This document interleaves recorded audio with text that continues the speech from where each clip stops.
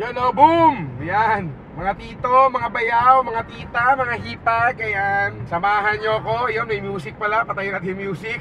Host tayo ng isang press con, no, para sa usapin ng West Philippine Sea. Atin ito, yan, samahan nyo ko. Makikisalamuha tayo sa mga grupo ng mga mangingisda, no, at saka yung mga frontliners natin sa West Philippine Sea. Yan, baka nandoon din yung Coast Guard, no, magbibigay ng statement, ang mga mangingisda na nandoon, yung mga frontliners natin doon, no, doon. Samahan nyo ako.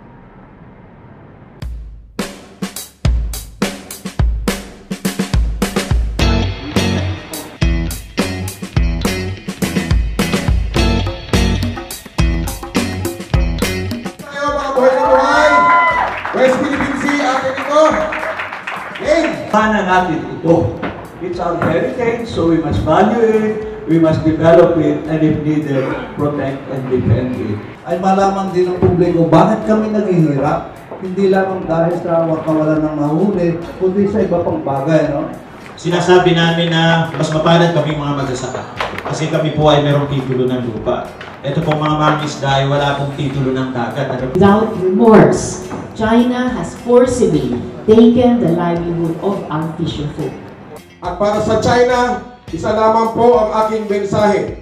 9-line yung bukhaan nyo. Wala na pong debate. Ang batas ng Pilipinas at ang batas ng mundo through the arbitral ruling ang nagsasabi na ang West Philippine Sea ay sa atin. Kaya hindi po namin gets si Senator Robby Padilla kung bakit sinasabi niyang walang escalation sa West Philippine Sea noong past 6 years o noong panahon ni Duterte.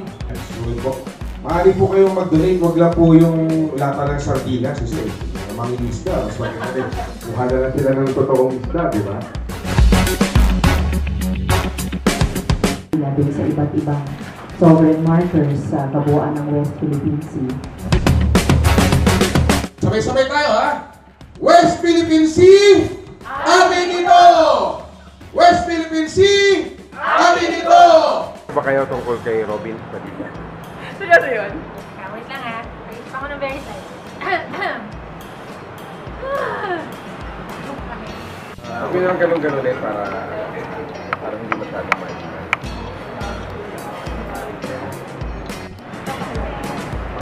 Sino ka?